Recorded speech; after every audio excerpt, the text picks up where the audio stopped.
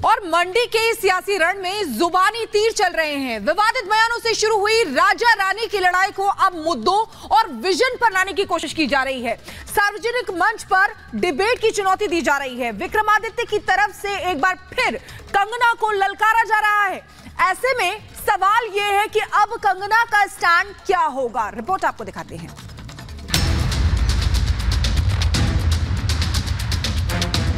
इन सब पुरुषों को जो आज आपकी बहन को कहते हैं तू अपवित्र है, तू चली जा यहाँ से, आपको मजा चखाना है।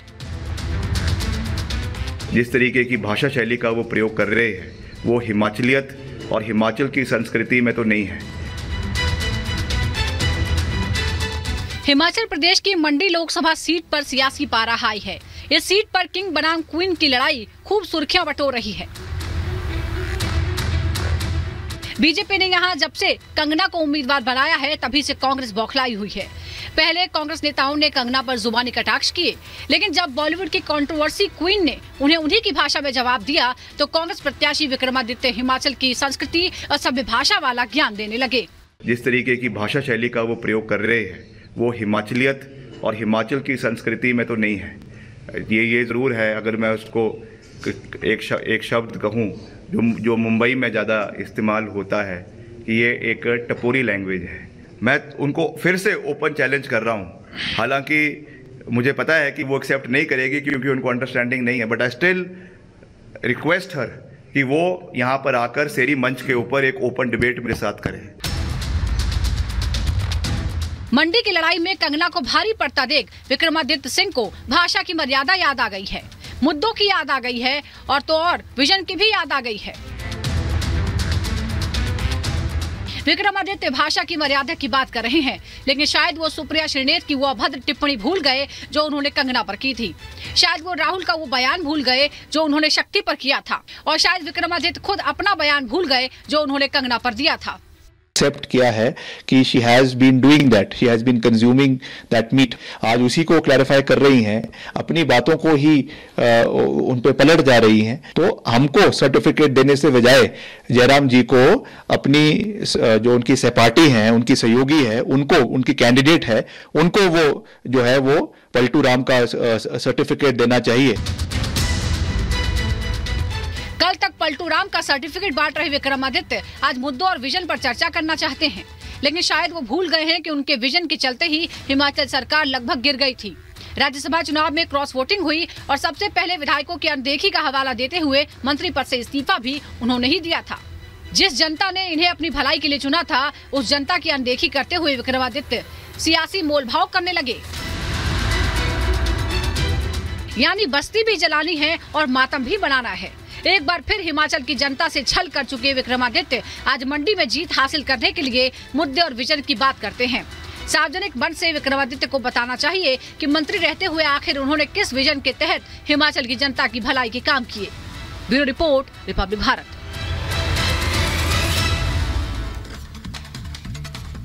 और अब बात करते हैं इंडी गठबंधन पर हो रखे लगातार प्रहार की। आपको बता दें कि एक के बाद एक प्रहार जो है वो इंडी गठबंधन पर हो रखेगा, और अब ये हमला जो है अजीत पवार की तरफ से किया गया है। महाराष्ट्र के उप मुख्यमंत्री अजीत पवार ने यह हमला इंडी गठबंधन पर किया और कहा कि देशवासी एक बार फिर मोदी को पीएम बनाना चाहते हैं। राहुल की तुलना पीएम मोदी से करना गलत है। 2019 में लोग नीतीश का नाम ले रहे थे, अब नीतीश कुमार पीएम मोदी के साथ हैं। 65% से ज्यादा लोग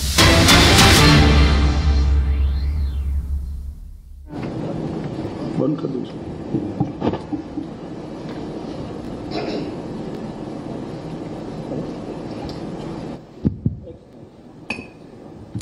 भारतीय जनता पार्टी की प्रेस वार्ता में आप सभी का हृदय से स्वागत है। मित्रों, आप सभी जानते हैं 7 चरण के चुनाव के 2 चरण समाप्त हो चुके हैं। इस 2 चरण में हमारे पार्टी का जो इंटरनल असेसमेंट है, इसके हिसाब से भारतीय जनता पार्टी और हमारे साथी दल मिलकर 100 के बहुत ज्यादा आगे हम निकल चुके हैं और हम बड़े विश्वास के साथ जनता के आशीर्वाद और समर्थन से 400 पार के हमारे लक्ष्य की ओर आगे बढ़ रहे हैं। आसाम, बंगाल, उत्तर प्रदेश, मध्य प्रदेश, राजस्थान, छत्तीसगढ़, उत्तराखंड, ये सभी राज्यों में हमें बहुत बड़ी चुनावी सफलता मिलती हुई दिखाई पड़ती है। इसके साथ साथ कर्नाटक, तेलंगाना, आंध्र, केरल और तमिलनाडु, इसमें से कर्नाटक, तमिलनाडु और केरल, ये 3 राज्यों में मतदान हो चुका है, कुछ बाकी है, परंतु जो शुरुआती ट्रेंड मिले हैं, दक्षिण भारत में भी भारतीय जनता पार्टी को बहुत अच्छा रिस्पांस मिल रहा है और इसके कारण हमारा 400 पार का लक्ष्य हम निश्चित रूप से सिद्ध करेंगे, ये हम सबका विश्वास बना है। मित्रों, आप जैसे जानते हैं, कुछ दिन से कांग्रेस पार्टी ने हमारे 400 पार के लक्ष्य को ट्विस्ट करना शुरू किया है। उन्होंने एक प्रकार से 400 पार के लक्ष्य को संविधान बदलने के लिए ये लक्ष्य है और दूसरा एक अपप्रचार कर रहे हैं कि भारतीय जनता पार्टी 400 पार करने के बाद आरक्षण को समाप्त कर देगी। ये दोनों चीजें निराधार और तथ्यहीन है। भारतीय जनता पार्टी को पूर्ण बहुमत इस देश की जनता ने 2014 में भी दिया, 2019 में भी दिया। हम 10 साल से पूर्ण बहुमत के साथ की सरकार चला रहे हैं। हमने पूर्ण बहुमत का उपयोग कांग्रेस की तरह इमरजेंसी डालकर लोकतंत्र का गला घोंटने में नहीं किया। इमरजेंसी डालने के लिए, लोकसभा का टर्म एक्सटेंड करने के लिए, संविधान बदल करने में नहीं किया। हमने पूर्ण बहुमत का उपयोग धारा 370 को समाप्त करने में किया, ट्रिपल तलाक को समाप्त करने में किया, अंग्रेजों के कानून बदलकर भारतीय संस्कार और भारतीय पद्धति के कानून लाने में किया, कोरोना के खिलाफ लड़ने में किया और जब कोर्ट से जनादेश मिल गया तो राम मंदिर के निर्माण में भी हमारी सरकार ने पूरी अनुकूल जमीन तैयार करने में अपनी भूमिका करी। कांग्रेस पार्टी एक झूठ फैलाकर जनता के बीच में भ्रांति पैदा करना चाहती है। मैं ये बात स्पष्ट कर देना चाहता हूं कि Bharatiya Janata party ST, SC, OBC के आरक्षण की समर्थक है और हमेशा इसके संरक्षक के रूप में अपनी भूमिका निभाएगी। ये बात नरेंद्र मोदी जी ने भी कई बार सार्वजनिक भाषणों में स्पष्ट की। एसटी, एससी, ओबीसी के आरक्षण में किसी एक राजनीतिक दल ने अगर डाका डाला है तो वो कांग्रेस पार्टी ने डाला है। सबसे पहले उन्होंने संयुक्त आंध्र प्रदेश में मुसलमानों को रिजर्वेशन दिया। वो रिजर्वेशन के कारण ओबीसी का रिजर्वेशन कटा। उसके बाद में कर्नाटक में रातों रात कोई सर्वे के करे बगैर, पिछड़ापन तय करे बगैर सारे मुसलमानों को ओबीसी कैटेगरी में डालकर उनके लिए 4% का कोटा रिजर्व कर दिया। इससे भी पिछड़ा वर्ग का रिजर्वेशन कटा है। भारतीय जनता पार्टी स्पष्ट रूप से मानती है कि धर्म के आधार पर आरक्षण संविधान सम्मत नहीं है, गैर संवैधानिक है और जब भी इन राज्यों में हमारे पास अधिकार आएगा, हम इस धर्म के आधार पर लादे गए आरक्षण को समाप्त कर एसटी, एससी और ओबीसी को हम न्याय दिलाने का काम करेंगे। मित्रों, उनकी हताशा, निराशा इस स्तर पर पहुंच गई है कि उन्होंने मेरा और कुछ भाजपा नेताओं का फेक वीडियो बनाकर सबके बीच में सार्वजनिक किया। मुख्यमंत्री, प्रदेश अध्यक्ष, इस कक्षा के व्यक्तियों ने भी इस फेक वीडियो को फॉरवर्ड करने का काम किया। अब स्पष्ट हो चुका है। सौभाग्य से मैं जो बोला था उसका भी रिकॉर्डिंग हुआ था, तो वो रिकॉर्ड हमने सबके सामने रखा। दूध का दूध, पानी का पानी हो गया और आज कांग्रेस पार्टी के प्रमुख नेता क्रिमिनल ऑफेंस को फेस कर रहे हैं। ये जो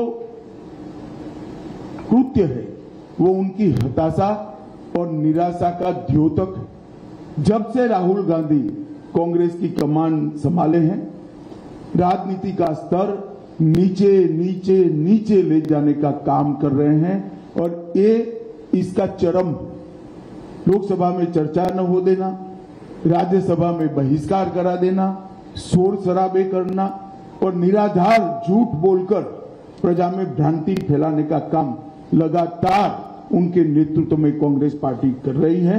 और मैं मानता हूं कि अब फेक वीडियो सर्कुलेट कर फर्जी टाइप का जन समर्थन प्राप्त करने का ये प्रयास, ये बहुत निंदनीय है और भारतीय राजनीति में किसी प्रमुख दल के द्वारा कभी ऐसा नहीं किया गया।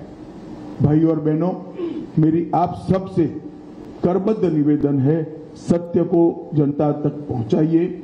जनता को गुमराह जो करना चाहते हैं उनको अपने सिद्धांतों के आधार पर, अपने कार्यक्रमों के आधार पर और अपने घोषणा पत्र के आधार पर चुनाव लड़ना चाहिए। फेक वीडियो सर्कुलेट कर नहीं, भारतीय जनता पार्टी के घोषणा पत्र को तोड़ मरोड़ कर जनता के बीच में झूठे तरीके से रखकर चुनाव नहीं लड़ना चाहिए। 1 मिनट के लिए ये वीडियो, दोनों ओरिजिनल वीडियो और फेक वीडियो मैं आप सबके सामने रखना चाहूंगा। उसके बाद में आपसे सवाल जवाब लेंगे। धन्यवाद। मैं यहाँ कहकर जाता हूँ, भारतीय जनता पार्टी आवाज भाई, तो एक गैर संवैधानिक मुस्लिम रिजर्वेशन को हम समाप्त कर देंगे। भाई फिर से करना पड़ेगा, आवाज नहीं है। तेलंगाना के यहाँ मैं यहाँ कहकर जाता हूँ, भारतीय जनता पार्टी की सरकार बनेगी तो एक गैर बंद करो भाई, आवाज ठीक करो। पहले सवाल जवाब कर लेते हैं, बाद में वीडियो दिखाते हैं। वैसे आप सबने देखा हुआ ही है।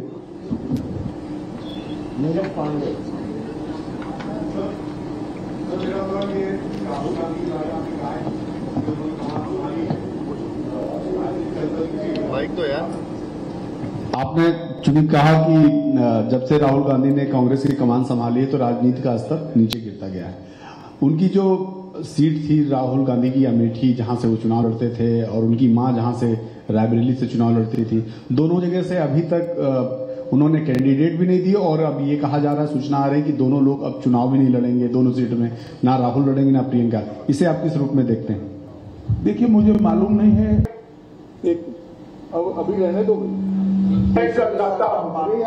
भारतीय जनता पार्टी की सरकार अभी बंद करो भाई।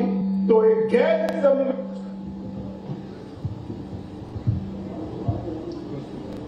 जी अमित जी, कांग्रेस ने कहा है कि वो मुस्लिम पर्सनल लॉ बोर्ड को रिस्टोर करेगी अपने मैनिफेस्टो में। देखिए, कांग्रेस पार्टी शुरुआत से एपीसमेंट की पॉलिटिक्स कर अपना बचा खुचा जनाधार संभालना चाहती है, बचाना चाहती है, समेटना चाहती है। पर्सनल लॉ, हमारी संविधान सभा ने देश के विधानमंडलों और देश की संसद को आदेश किया था कि जब भी अनुकूलता खड़ी हो, इस देश में यूसीसी, यूनिफॉर्म सिविल कोड लाया जाए। संविधान सभा में ज्यादातर सदस्य कांग्रेस के ही थे, वहीं यह निर्णय हुआ था, क्योंकि किसी भी पंथ निरपेक्ष देश के लिए धर्म के आधार पर कानून ठीक नहीं है। फिर भी आज ये जानते हुए भी संविधान के स्पिरिट से बिल्कुल उल्टा कांग्रेस ने अपने घोषणा पत्र में पर्सनल लॉ को लाने की बात करी है। भारतीय जनता पार्टी इसकी निंदा करती है। हमने हमारे घोषणा पत्र में कहा है कि हम प्रयास करेंगे कि पूरे देश भर में यूसीसी लागू किया जाए और हर धर्म के नागरिकों के लिए इस देश में एक ही कानून हो।